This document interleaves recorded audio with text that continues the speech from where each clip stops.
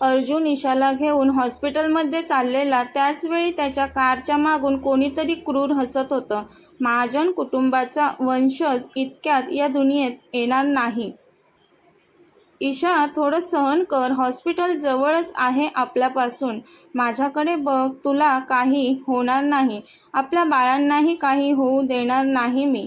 तिचा चेहरा ओंजळीत पकडून तो तिच्याशी बोलत होता. तिला धीर देत होता. अहो, नाही सहन होत मला. खूप दुखतंय माझ्या पोटात. ती वेदनेने अतिशय कळवळत होती.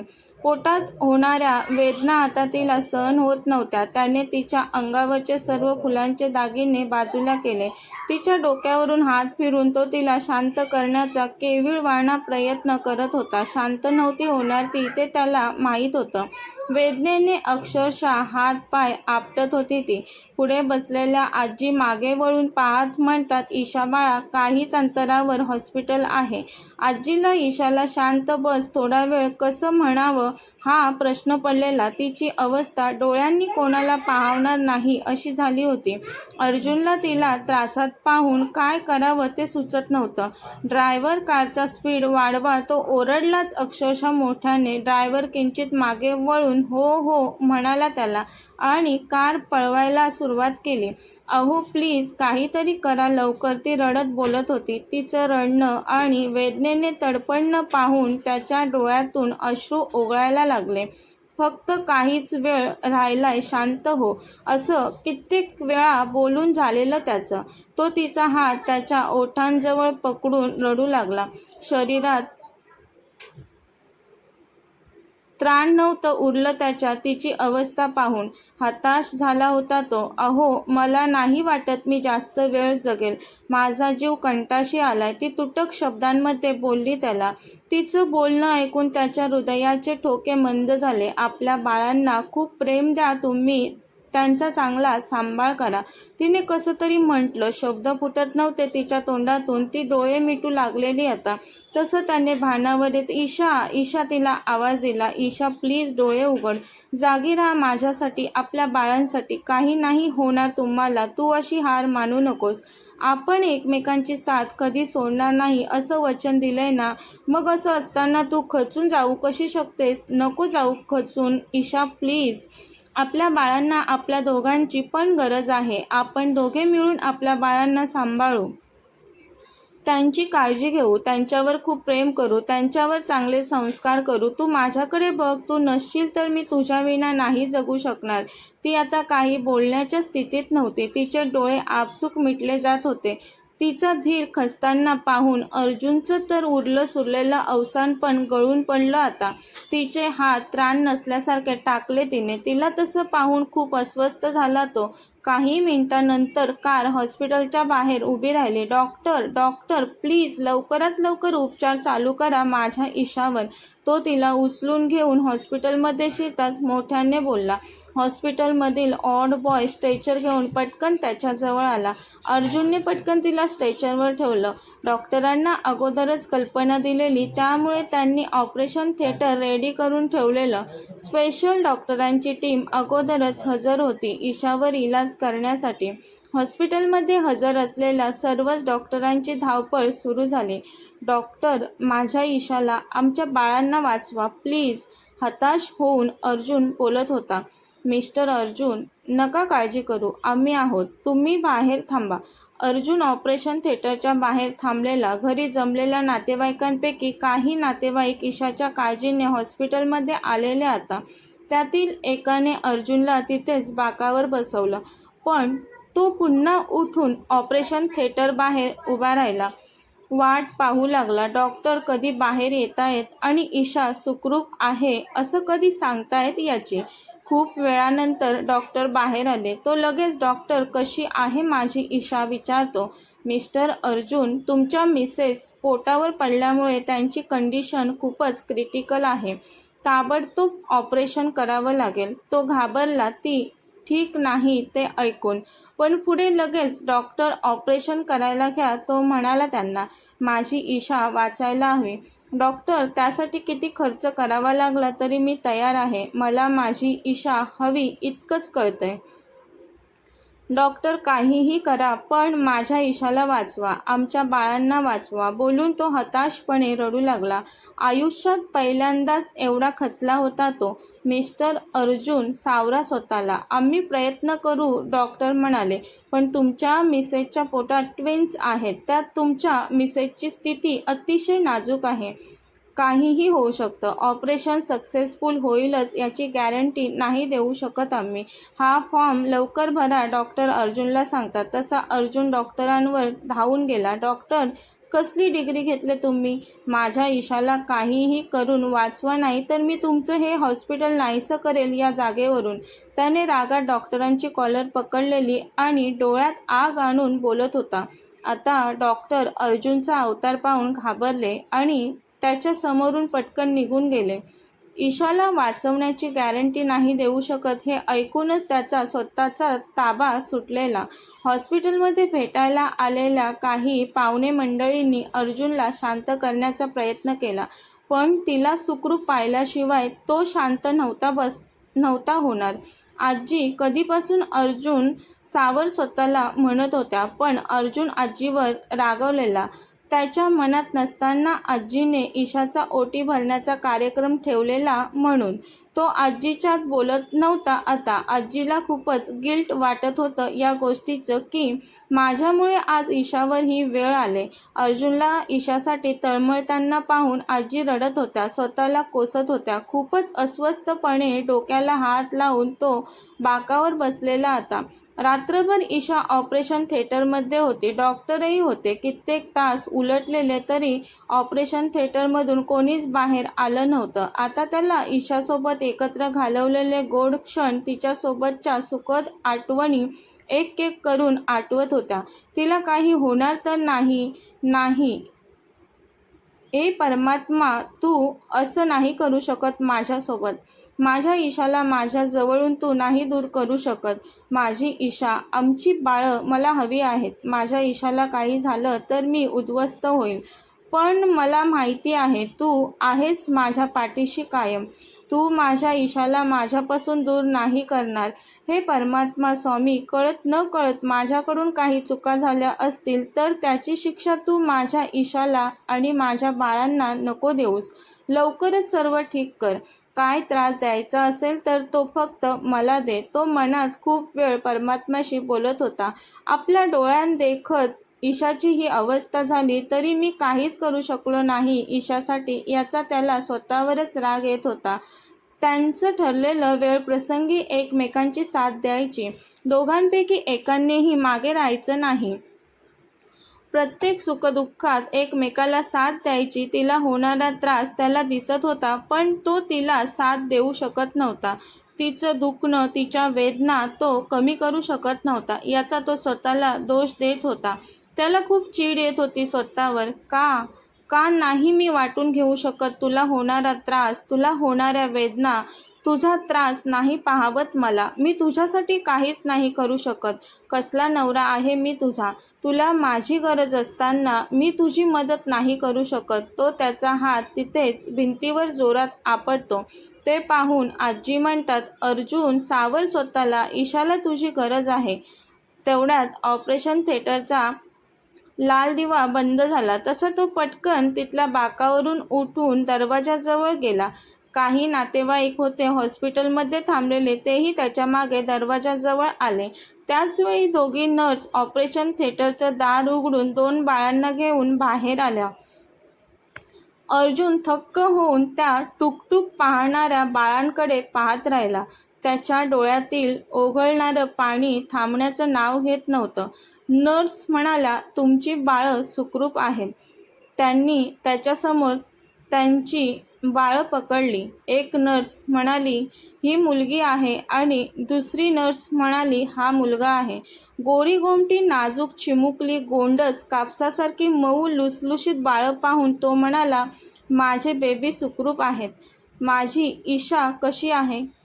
नर्स म्हणाली, त्याही सुखरूप आहेत. तसा तो खुश होऊन आनंदाने हसला. आता कुठे तो आजीजवळ बोलला, आजी, ईशा सुखरूप आहे आणि बेबीसुद्धा. हो अर्जुन, आता सर्व ठीक आहे. तुझ्या बेबींना घे उचलून, आजी म्हणाल्या त्याला. 2 बाळांना कसा उचलून घेणार होता तो? त्याने तर इतकी लहान बाळं कधी पाहिली सुद्धा नव्हती. आजीने एका बाळाला घेतलं आणि अर्जुनने थरथरत्या हाताने दुसऱ्या बाळाला. आमची बाळं, तोंडातल्या तोंडात पुटपुटला तो. किती गोड आहेत, आमच्या प्रेमाची निशाणी आहेत आमची बाळं. त्याने हलकेच त्याच्या हातातील बाळाच्या कपाळावर ओठ टेकवले. नर्स, मला ईशाला भेटायचं आहे, मी जाऊ का? त्याने विचारलं. काहीच मिनिट थांबा, डॉक्टरांची टीम बाहेर आल्यानंतर तुम्ही आत जावा. त्याला तर आता तेवढा वेळ कड काढणं पण पर्वतासारखं वाटत होतं. बाळांना सुखरूप पाहून त्याच्या चेहऱ्यावर आनंदाची लकीर उमटलेली. पण कधी एकदा तो त्याच्या प्रेमाला, त्याच्या बायकोला, ईशाला पाहतोय असं झालेलं त्याला. सर्व डॉक्टर बाहेर येऊन त्याला कॉंग्रॅच्युलेशन म्हणाले. प्रत्येक डॉक्टर अर्जुनच्या पाठीवर हलकेच थाप देऊन निघून गेले. तसा वेळ न दवडता तो ऑपरेशन थिएटरमध्ये गेला. ती त्याच्याकडे एकटक पाहत होती. त्याच्याजवळ त्यांचं बाळ होतं. तो एक एक पाऊल तिच्याजवळ टाकत होता तसं तिच्या डोळ्यातून अश्रू बाहेर पडत होते. तो तिच्या बाजूला बसला आणि तिच्याजवळ बाळाला ठेवलं. ईशा, आपलं बाळ, तो म्हणाला. तुला हवे होते ना मुलगा आणि मुलगी? परमात्म्याने ऐकलं तुझं, तो आनंदाने सांगत होता तिला. पण डोळे पाण्याने डबडबलेले त्याचे. तिने त्याचा हात हातात घेतला आणि त्यावर ओठ टेकवले. किती त्रास झाला तुम्हाला माझ्यामुळे? ती म्हणाली त्याला. नाही ईशा, नाही झाला मला त्रास, आणि मला जरी झाला असेल त्रास तर तो तुझ्या त्रासापुढे काहीच नव्हता. ईशा, तुला सुखरूप पाहून मला काय वाटतंय ते मी आता शब्दात नाही सांगू शकत. बोलताना शब्द खूपच जड झालेले त्याचे. त्याने तिच्या कपाळावर ओठ टेकवले आणि तिचं चुंबन घेतलं. तिच्या कपाळावर त्याने त्याचं कपाळ टेकवलं आणि म्हणाला, तिला तू माझ्यासोबत हवी आहेस. ईशा, तुझी साथ कायम हवी आहे मला. मी तुला गमवेल की काय असं वाटलेलं मला. बोलून तो रडू लागला. तीही त्याच्यासोबत रडत होती. अहो, आपण एकमेकांना वचन दिलेलं, आपण कधी साथ सोडायची नाही असं. असं असताना मी तुम्हाला सोडून जाण्याचा विचार कसा करेल? मला माहिती आहे हा माझा वेडा नवरा माझ्याशिवाय मरून जाईल. तुमच्या प्रेमाने मी मरणाच्या दारातून परत आले तुमच्याजवळ. आता मी ठीक आहे. खूप घाबरवलं होतंस तू मला, जीव कंटाशी आलेला माझा. पण आता सर्व ठीक आहे ईशा. खूप खूप थँक्स. जगातील सर्वात मोठं सुख मला दिल्याबद्दल. तो भावनिक होत बोलला तिला. त्याचवेळी आजीने मागून आवाज दिला, अर्जुन. तसा अर्जुनने ईशाच्या कपाळावर टेकवलेलं त्याचं कपाळ बाजूला केलं आणि त्याने आजीकडे वळून पाहिलं. आजी त्यांच्या दुसऱ्या बाळाला घेऊन आत आलेल्या. त्यांनी बाळाला ईशाच्या बाजूला ठेवलं. आपल्या दोन्ही बाजूला छोटी छोटी नाजूक 2 बाळं पाहून ईशा कुतूहलाने बाळांकडे पाहत होती. किती किती तो आनंद झालेला तिला आणि त्यालाही स्वतःच्या बाळांना पाहून. तो असा शब्दात व्यक्त करण्यासारखा नव्हताच. अहो, ती त्याच्याकडे पाहून म्हणाली. काय ईशा? त्याने विचारलं तिला. बाळांचे सर्वच अवयव किती नाजूक आहेत ना?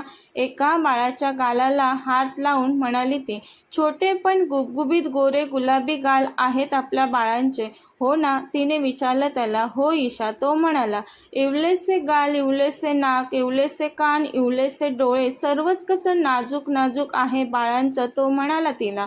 त्याचवेळी एक बाळ रडू लागलं. आजी म्हणाल्या, ईशा, बाळाला भूक लागली असेल, त्याला दूध पाज. पण पहिल्या बाळाचा आवाज ऐकून दुसरं बाळ पण मोठ्याने रडू लागलं. अरे देवा, दोघेही रडू लागले. आजी म्हणाल्या. आता तर आई बाबा म्हणून दोघांची चांगलीच कसरत होती. अर्जुनने दुसऱ्या बाळाला उचलून घेतलं आणि ईशा एका बाळाला दूध पाजत होती. पहिलं बाळ दूध पिऊन तृप्त होऊन झोपलं तसं तिने दुसऱ्या बाळाला दूध पाजायला घेतलं.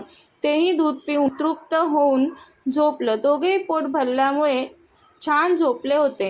बाळांना कुशीत घेऊन त्यांचा नाजूक स्पर्श अनुभवत होती ती. या सुखाची तुलना कधीच कोणत्याच सुखात होणार नाही याचा आज प्रत्यक्ष अनुभव ती स्वतः आई झाल्यामुळे अनुभवत होती.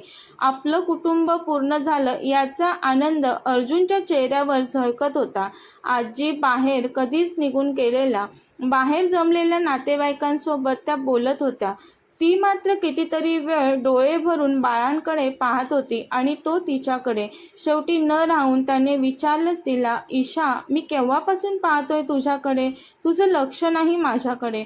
तू असं एकटक का पाहत आहेस आपल्या बाळांकडे? अहो, माझा तर विश्वासच बसत नाही. ही एवढी गोड गोंडस चिमुकली सुंदर नाजूक बाळं माझी आहेत. ईशा, त्याने म्हटलं तिला. काय? तिने विचारलं त्याला. माझी काय म्हणतेस? माझीही आहेत की नाही बाळं? म्हणून तू आपली बाळं बोल, तो म्हणाला तिला. तशी ती हसून, हो बाबाश्री, आपली आहेत बाळं म्हणाली. अहो, किती घाबरले होते मी. मला कोणीतरी धक्का दिला तेव्हा. मला त्या व्यक्तीला पाहायचं होतं. कोणी धक्का दिला मला, त्याचा चेहरा पाहण्याचा मी प्रयत्न केला, पण नाही पाहता आला मला त्यावेळेस त्या व्यक्तीचा चेहरा. मला वेदनाच इतक्या जास्त होऊ लागल्या की काही सुचलंच नाही मला त्या क्षणी. मला वाटलं मी आपली बाळं कायमची गमावून बसेल. त्या आठवणीने ईशाचा जीव आताही घाबरला. नको वाटतात त्या आठवणी पुन्हा आठवायला, ती म्हणाली. खूप वाईट आठवण आहे ती. पण तिच्या तोंडून हे ऐकताच त्याच्या कपाळावर आठ्या जमा झाल्या. कोणी हिंमत केली ईशा तुला धक्का देण्याची? त्या व्यक्तीला मी लवकरच शोधून काढीन. सोडणार नाही मी त्याला. अर्जुन महाजनच्या बायकोला हात लावण्याचं धाडस केलंय ज्याने कोणी, त्याचा हात मी मुळासकट उपटून टाकेन, तो अतिशय रागाने म्हणाला. त्याने कोणाला तरी कॉल केला आणि घरचे सर्व CCTV फुटेज चेक करायला सांगितले. अहो, ती व्यक्ती जी कोणी असेल ती आपल्या बाळांना पुन्हा त्रास देऊ शकते. आपल्या बाळांना त्रास देण्या अगोदरच मी शोधून काढेल त्या व्यक्तीला. ईशा, तू नको काळजी करूस. मी आहे ना, मी सर्व ठीक करेन, तो धीर देत म्हणाला तिला. पण तिच्या मनात बाळांविषयी खूप काळजी दाटून आली. तिच्या चेहऱ्यावरची काळजी पाहून तो म्हणाला तिला, बाळांना मी काही नाही होऊ देणार. ईशा, विश्वास ठेव माझ्यावर. तिला टेन्शनमधून बाहेर काढण्यासाठी तो म्हणाला, आता आपली चिमुकली बाळं बघ कशी शांत झोपली आहेत. ईशा, दोन्ही बाळं ही माझ्यावर गेलेत ना? काही काय बोलताय? मी बाळांची आई आहे. माझ्यासारखे दिसत आहेत बाळं, ती म्हणाली. असं नाही ईशा, तू आई असली तरी मी बाळांचा बाबा आहे. माझ्यासारखीच दिसत आहेत बाळं. बघा, बाळांचं कपाळ, नाक, डोळे, त्यांचे गुलाबी ओठ माझ्यासारखेच आहेत. तुमचे आहेत का असे गुलाबी ओठ? माझे आहेत ना, म्हणून म्हणते मी, बाळं माझ्यासारखी दिसत आहेत, ती म्हणाली त्याला. तो तिच्याकडे पाहून गोड हसला. तिच्या चेहऱ्यावरचा आनंदच तर त्याला पाहायचा होता. ती बोलत होती त्यांच्या बाळांविषयी आणि तो तिच्याकडे एकटक पाहत ऐकत होता. तो काहीच बोलत नाही ते पाहून ती त्याच्याकडे पाहू लागली. त्याला स्वतःकडे पाहताना पाहून ती बोलायची थांबली. तो भान हरपून हरवलेला तिच्यात. अहो, काय झालं? असे काय पाहताय माझ्याकडे? तिने हळूच विचारलं त्याला. तसं त्याने पुढे होऊन तिच्या ओठांवर ओठ टेकवले आणि तिला हलकेच किस करू लागला. काही सेकंदात बाजूला झाला तो. तुला कायम असंच सुखी आनंदी हसताना पाहायचं आहे मला, तो म्हणाला तिला. अहो, किती जास्त प्रेम करता तुम्ही माझ्यावर. मी खरंच खूप नशीबवान आहे, मला तुमच्यासारखा जोडीदार मिळाला. मी कमी नशीबवान आहे का ईशा? त्याने विचारलं तिला. तशी ती अहो म्हणाली त्याला. तुझ्यासारखी सुंदर, माझ्यावर खूप जास्त प्रेम करणारी बायको मिळाली आहे मला. आणखी काय हवंय आयुष्यात मला? मी तुझ्यासोबत खरंच खूप आनंदी सुखी आहे ईशा. मीही खूप सुखी आहे, ती म्हणाली त्याला. त्यांनी थोडा वेळच गप्पा मारल्या असतील तर त्यांची बेबी गर्ल ट्याव ट्याव करत उठली. तिचं रडणं ऐकून बेबी बॉय पण उठला. त्यानेही ट्याव ट्याव करायला सुरुवात केली. ईशा झोपले तरी किती वेळ हे दोघे लगेच उठले ते, तो म्हणाला तिला. पुन्हा एका बाळाला तिने घेतलं आणि दुसऱ्याला त्याने. 2 बाळं झालेली म्हणून आनंद खूप जास्त झालेला. पण 2 बाळांना एकाच वेळी शांत कसं करायचं म्हणून ती चिंतेत पाहू लागली त्याच्याकडे. अहो, दोन्ही एकसाथ रडत आहेत, ती म्हणाली त्याला. डोंट वरी, मी करतो काहीतरी, बोलून त्याने एक नर्स लगेच ईशाच्या मदतीसाठी ठेवून घेतली. अहो, मला घरी जायचं आहे, ती म्हणाली त्याला. हो, जाऊयात. हॉस्पिटलच्या काही फॉर्मॅलिटीज आहेत त्या पूर्ण झाल्या की जाऊ आपण लगेच. कथेचा पुढील भाग पाहण्यासाठी चॅनलला सबस्क्राईब करा. कथा आवडल्यास लाईक, शेअर आणि कमेंट करायला विसरू नका. कथेचे यापूर्वीचे सर्व एपिसोड प्लेलिस्टमध्ये सेव्ह आहेत. पाहिले नसतील तर कृपया पहा. धन्यवाद.